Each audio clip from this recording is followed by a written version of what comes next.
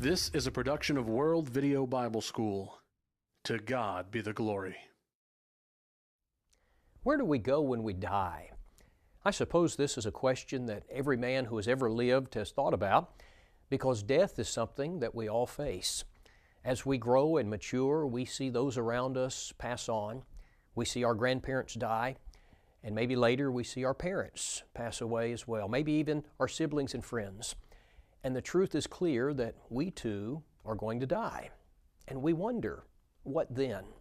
You know, a lot of strange ideas have been given to answer this question. Some have suggested reincarnation. That is the idea that if you've lived a good life, you come back in the form of another creature. Some have the idea of a ghost, and they have the idea that you come back as a spirit and you live in the house where you used to dwell. Some have the idea of purgatory. That is, you go to a place of punishment until you've paid your debt, and then you can move on from there. And of course, many people have the idea that you just cease to exist. That is, when you breathe your last breath, that there will be no more conscious existence. But you know, as a Christian, I don't have to engage in a guessing game. I don't have to buy into superstitions or myths, because I can know the answers to the questions, not only where I came from, but also where I'm going.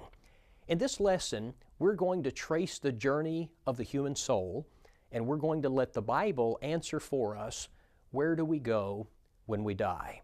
Now, the journey of the human soul doesn't actually begin on this earth. It begins in heaven. I want you to listen to Ecclesiastes chapter 12 and verse 7. This is a verse we oftentimes use to discuss death, but I want you to listen particularly to the end of the verse. Then shall the dust return to the earth as it was, and the spirit shall return unto God who gave it. Hebrews chapter 12 and verse 9 calls God the Father of spirits. And so the spirit originally comes from heaven. It comes from God. And so at the point of conception, when the egg meets the sperm and a human life is created, God places a soul, He places a spirit into that new body. You know, the mother and the father give that child his physical characteristics, but they don't give him his soul. God does that. Genesis chapter 1 and verse 26, God said, let us, that is the Godhead, let us make man in our image, after our likeness. Now, what does that mean to be made in the image of God? Primarily, that has reference to the soul of man. He is a being who will now live on for eternity. And so, when a human is conceived, God makes him in the image of God by placing a soul into him. Now, animals don't have that. We are far superior to the animals in that way. Now, from the time that God places a soul into the newly formed human being, it will continue to dwell in that physical body until that person dies. 2 Corinthians 5 and verse 1 says, for we know that if our earthly house, this tent, that's talking about our physical body, it is a tent, it's a temporary dwelling place for the soul. We know that if our earthly house, this tent, is destroyed, we have a building from God, a house not made with hands, eternal in the heavens. 1 Corinthians 15:54 talks about our physical body and refers to the physical body as corruptible. And so our soul, for the 70 or 80 years that we have this physical body, it dwells in this corruptible, fleshly body. Now, during that time, we worship God with our spirit. It's coming from the physical body, but it emanates ultimately from our soul, from our spirit. John 4:24 says, God is a spirit, and they that worship Him must worship Him in spirit and in truth. So we engage the physical body, but our spirit is the seat of worship. The spirit is the heart of man. We worship God with our spirit. We love God with our spirit, with our soul. Luke 10 and verse 27, you shall love the Lord your God with all of your heart, with all of your soul, with all of your strength, and with all of your mind. Now, all the while, the physical body is wearing out. Solomon describes this process in Ecclesiastes chapter 12. He says, remember now your Creator in the days of your youth, before the difficult days come. That is, when you begin to get old, the physical body gets old. He says, life becomes harder in many ways. He says, and the years draw near when you say, I have no pleasure in them. Many people, when they get near the end, They're just ready to go and be with the Lord because physically life gets very hard for them. He says, while the sun and the light and the moon and the stars are not darkened. That is, your eyesight begins to fail. You've got to get bifocals. And he says, and the clouds do not return after the rain. In the day when the keepers of the house begin to tremble. He's talking about the hands. They begin to shake. And the strong men bow down. That is, your legs get weak. You fall. He says, when the grinders cease because they are few, you lose your teeth.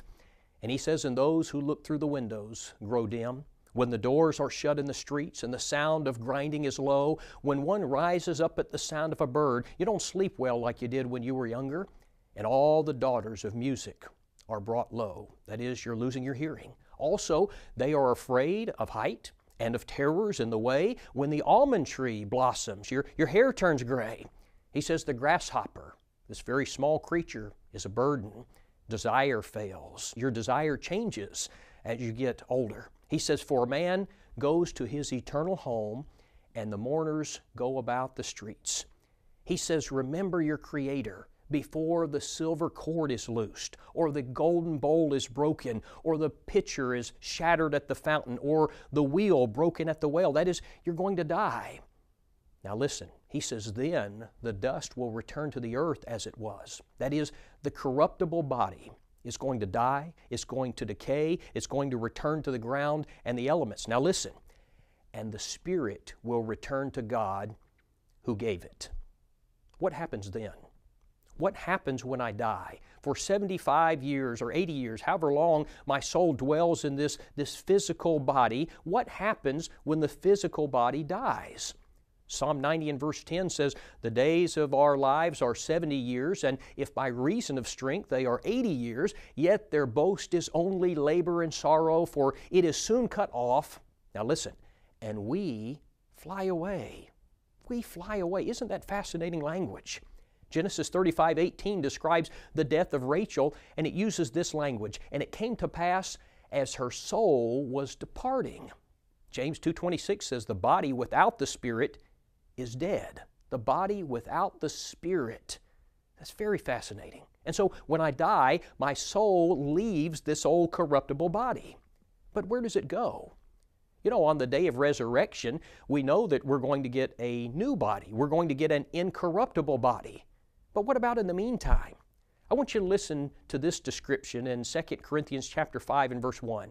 For we know that if our earthly house, this tent, the corruptible body, is destroyed, we have a building from God, a house not made with hands, eternal in the heavens. Right now, we have a tent, we have a temporary body, but we're going to get a building, a lasting body, an eternal body. Verse 4, for we who are in this tent groan, being burdened, not because we want to be unclothed, but further clothed, that mortality may be swallowed up by life. Now, there's some very interesting language here because he speaks about being in this body as being clothed in a tent. And then he speaks about being in the resurrected body as being in a building eternal in the heavens. But then he also speaks about being unclothed. What is it? What's he referring to? When is that going to occur? Well, it's when we die and the soul leaves the physical corruptible body. You see, there will be a period when the spirit or the soul will not have a body. It will be unclothed, if you will. Well, when I die and my spirit leaves my body, where does it go? Now, that's going to take us to the next part of this journey. The entire second section of this chart comprises what is known as Hades. This is the Hadean realm. Now, many people are confused by the term Hades because they think of Hades as referring to hell. They think of it as referring to the place of punishment. And that's not right. The word Hades actually refers to the dwelling place of the dead. It's kind of a holding area for disembodied spirits. The good who die go to Hades. The bad who die go to Hades. And I think part of the reason why we're confused about this is because the King James Version translates the Greek word for Hades as hell, and that confuses us. In the original language, there are two different words. The two different words, there are different words. There's one word for Hades and one word for Gehenna. Now, Hades is the dwelling place of the dead. Gehenna is hell.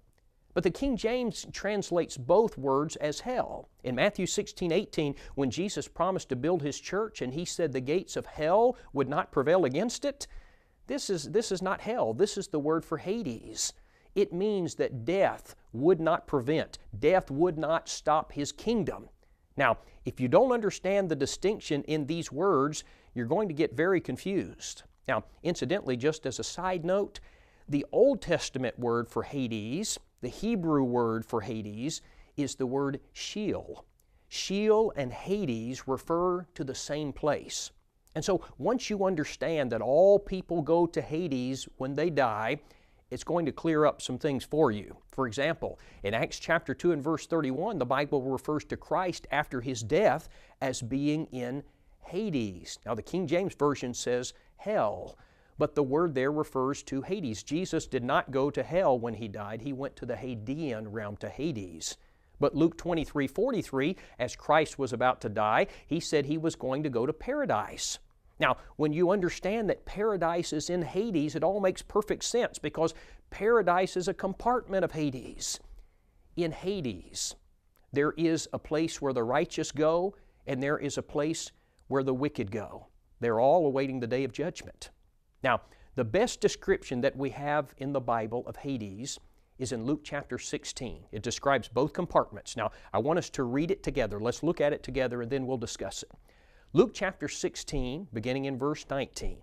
The Bible says, "There was a certain rich man who was clothed in purple and fine linen and fared sumptuously every day. But there was a certain beggar named Lazarus, full of sores, who was laid at his gate, desiring to be fed with the crumbs which fell from the rich man's table. Moreover, the dogs came and licked his sores. So it was that the beggar died and was carried by the angels to Abraham's bosom. The rich man also died and was buried, and being in torments in Hades." Now the King James uses the word hell. It says that he was in hell, but that's not right. The New King James correctly says that he was in Hades. Being in Hades, he lifted up his eyes, and he saw Abraham afar off and Lazarus in his bosom. And then he cried, "Father Abraham, have mercy on me, and send Lazarus, that he may dip the tip of his finger in water and cool my tongue, for I am tormented in this flame." But Abraham said, "Son, remember that in your lifetime you received your good things, and likewise Lazarus evil things. But now he is comforted, and you are tormented. And besides all of this, between us and you there is a great gulf fixed, so that those who want to pass from here to you cannot, nor can those from there pass to us." Now, I want us first to look at this place where Lazarus was taken. We're told that when Lazarus died, he was carried by angels to Abraham's bosom. Now, this is the compartment of Hades where the righteous go to await judgment.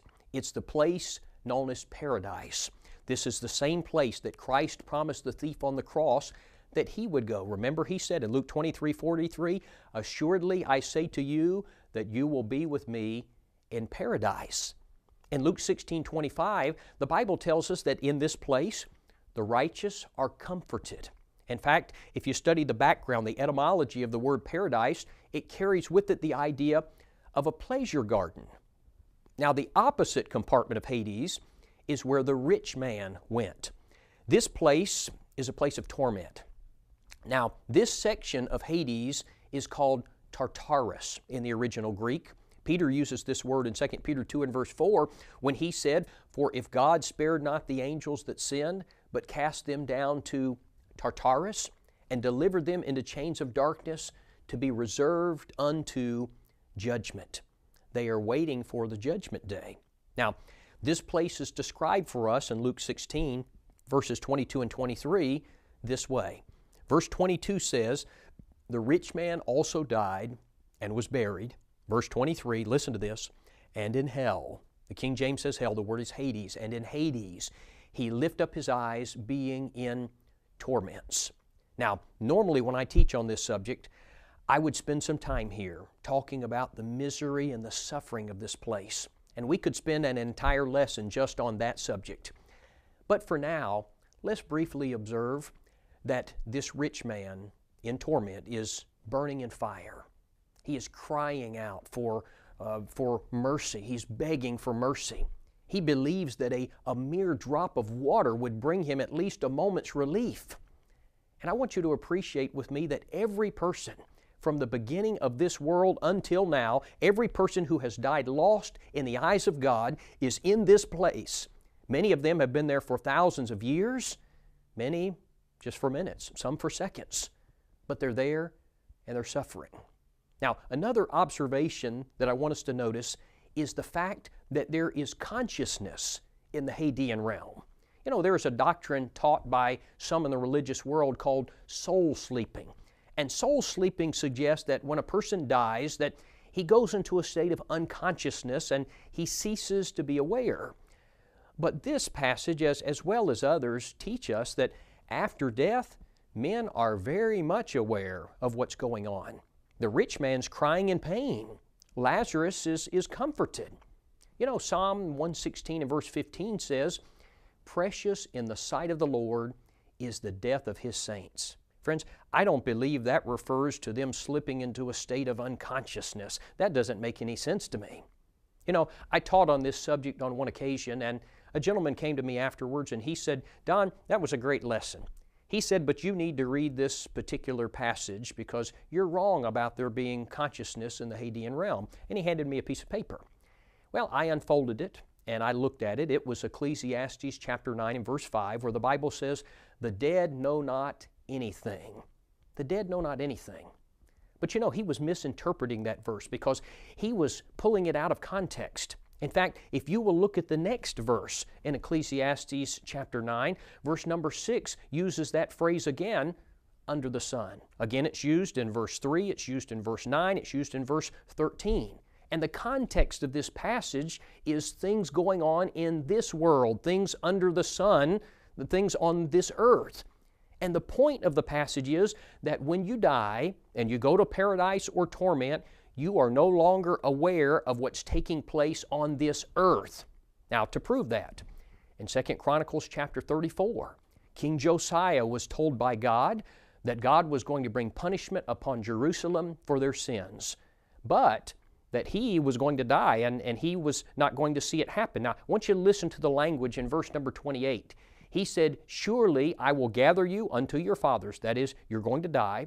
"You shall be gathered to your grave in peace, and your eyes shall not see all the calamity that I will bring on this place and its inhabitants." Now, what's the point? He will have died. He will have gone to the Hadean realm, so he was not going to see what was going to take place on this earth. The dead know not anything with regard to what's going on back here. Now, one final thing that I want you to notice about the Hadean realm. You notice that on the chart that between paradise and torment, there's a green line and it has the words great gulf.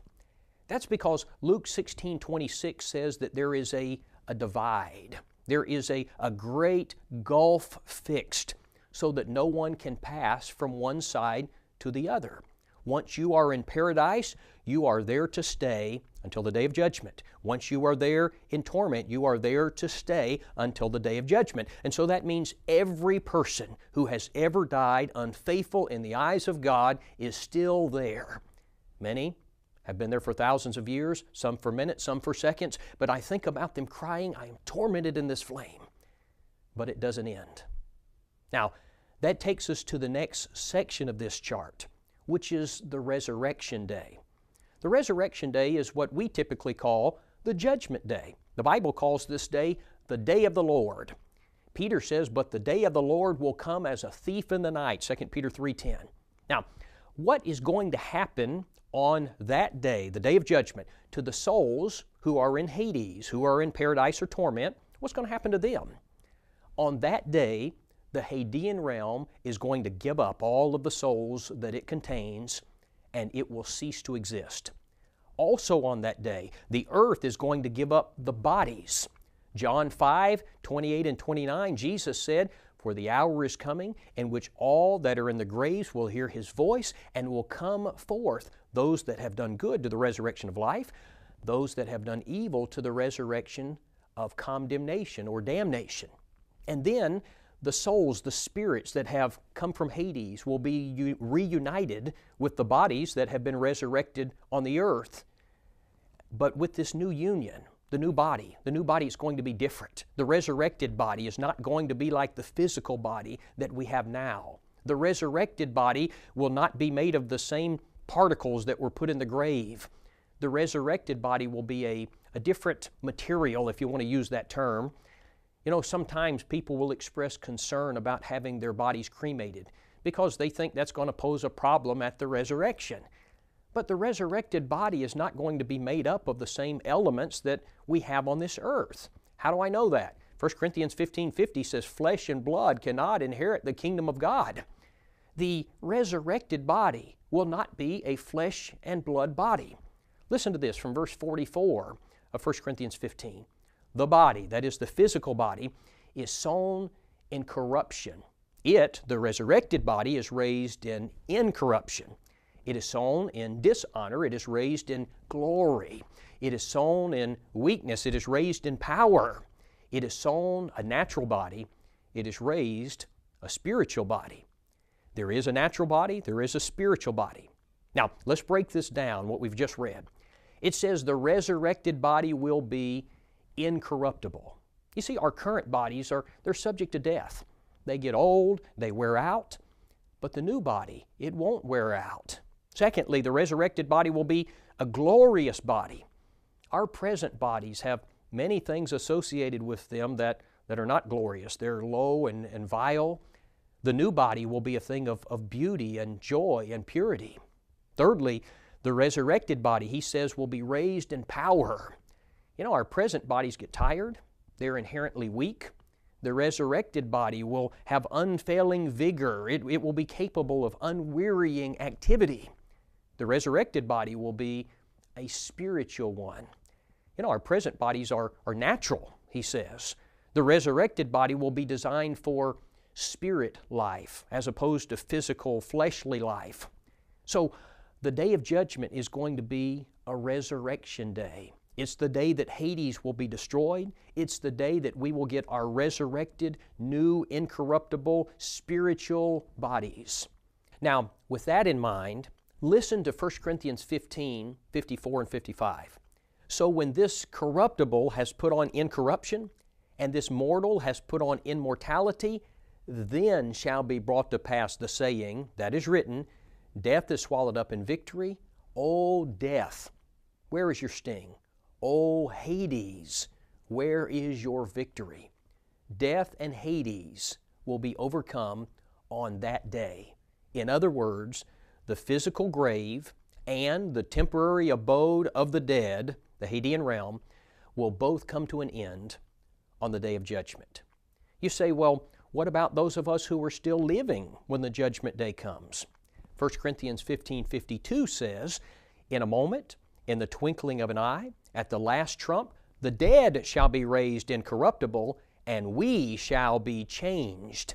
And so the living also will be changed into an incorruptible body, and then will be gathered before the throne of God. After both the good and the bad have received a resurrected body, we will stand before the throne of Christ, and we will be judged. Matthew 25 and verse 32 says, And the nations will be gathered before Him, and He shall separate them one from another, as a shepherd divides his sheep from the goats. And all humanity, friends, all humanity will be there. On that day, the rich man and Lazarus will stand before God to receive their eternal judgment. Abraham, Isaac, and Jacob will be there. Ahab, Jezebel, and Judas will be there. Romans 14:12 says, So then every one of us shall give an account of himself to God. 2 Corinthians 5:10 says, For we must all appear before the judgment seat of Christ, that every one may receive the things done in his body according to that which he hath done, whether it be good or bad. You know, sometimes people will ask, well, what is the point of the judgment? If people have already been in paradise or torment, it seems like they've kind of already been judged. But you see, the judgment day is not a day in which God has to make a judgment call. It's not like God has to weigh the facts and the figures and figure out who is saved and who is lost. He knows that at the very moment that you die. In fact, He knows before you die where you will be eternally. Judgment Day isn't a trial like we might think of. In fact, you might call it the pronouncement of Judgment Day. It's the sentencing day. It's the day that God states the reasons why you were lost or saved. And then He pronounces your eternal sentence or reward. Now somebody says, but you know what, it seems rather unnecessary. Since the righteous and the wicked already know where they will spend their eternities, it seems unnecessary. Friends, let me suggest to you that the Judgment Day is necessary for several reasons. Number one, those who are still living, they haven't been assigned punishment or bliss, and so it's necessary for them. Number two, righteousness must be displayed. Now listen to me. The last time that the world saw Christ, He was dying as a criminal. Remember, He was only seen by His followers after His resurrection. But on the day of judgment, every eye will see Him as the righteous judge. Number three, the Judgment Day is necessary because it will be a day of exposure. The reasons why a man is lost will be stated. The reasons why a man is saved will be heralded. Number four, it is the day when death is finally defeated. You know, for years, I wondered about the meaning of 1 Corinthians 15:26. It says, the last enemy that will be destroyed is death. And I thought to myself, you know, hasn't Christ already defeated death? Did not He do that at His resurrection? And so I was puzzled about this. But listen to the context. Verse number 24. Then comes the end when He delivers the kingdom to God the Father, when He puts an end to all rule and all authority and power, for He must reign until He has put all enemies under His feet. The last enemy that will be destroyed is death. Now friends, this is talking about the day that the tombs will be emptied and the Hadean world will come to an end. It is this day. The Judgment Day is oh so very necessary. Now, the next part of the chart we're going to talk about is eternity. In Matthew 25:46, the Lord said, "And these shall go away into everlasting punishment, but the righteous into life eternal."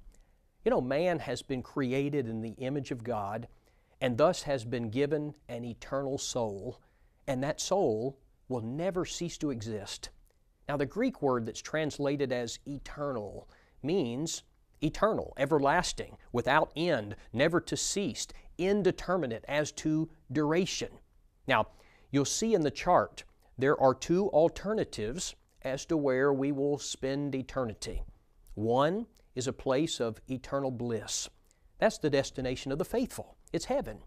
And to them the King will say on the day of judgment, "Come, you blessed of my Father, inherit the kingdom prepared for you from the foundation of the world." Matthew 25:46, He calls this place life eternal. Now, the other destination is a place of eternal torment. It's hell. It's described in Revelation 21:8 as the lake which burns with fire and brimstone, which is the second death. It's the place the Lord has in mind in the judgment scene in Matthew 25, where He says to the sinners, "And these shall go away into everlasting punishment." How long then is the punishment in hell going to last? Is the punishment in hell going to be temporary, or are people just going to burn up and cease to exist? No, the Bible says it's going to last eternally. It's going to be everlasting. Revelation 14:11 says, "And the smoke of their torment ascends forever and ever, and they have no rest, day or night." Friends, I can't imagine anything more terrifying than that. You know, the man who dies and goes to hell, he has tomorrow and the next day and the next year and the next 100 years and a million years from now, he will still be suffering and burning and continuing to exist. Each day that passes, he's no closer to the end. Now, you know, we're speaking rather accommodatively because there is no time in eternity. He will simply be suffering forever. The soul of man enters the physical body at the point of conception, and at death, it goes into Hades, where it remains as a spirit until the day of resurrection. On that day, It reunites with the body, the new incorruptible body, and then that soul and the new body will spend eternity in heaven or hell. Now, we've been discussing the future of our souls, but let's bring the discussion back home to where you and I live. If you go back to the beginning of the chart, you will notice that on the earth there are two categories, the saved and the lost. And everyone on earth fits into one of these two categories. You'll also notice that the saved and the lost are traveling on different pathways. Notice that for the saved, for the righteous, the pathway representing death is very narrow. Now that's because Matthew 7:14 says, "Straight is the gate and narrow is the way that leads to life, and few there be that find it." Notice also that for the lost, their pathway for death is wide. And that's because Matthew 7:13 says, "Wide is the gate and broad is the way that leads to destruction, and there are many who go in by it." And perhaps the most important thing to notice is that after death, the saved and the lost end up in different locations. And friends, where you will go when you die depends on where you are heading while you're alive. Every person alive today is on one of two paths. It is either the narrow path that leads to heaven, or it is the wide path that leads to hell. If you died today, what does eternity hold for you? If you died in the next few moments, where would you be when you opened your eyes? What would you see? Seconds from now, what would you see? Would it be angels carrying you to paradise, or would you lift up your eyes being in torment?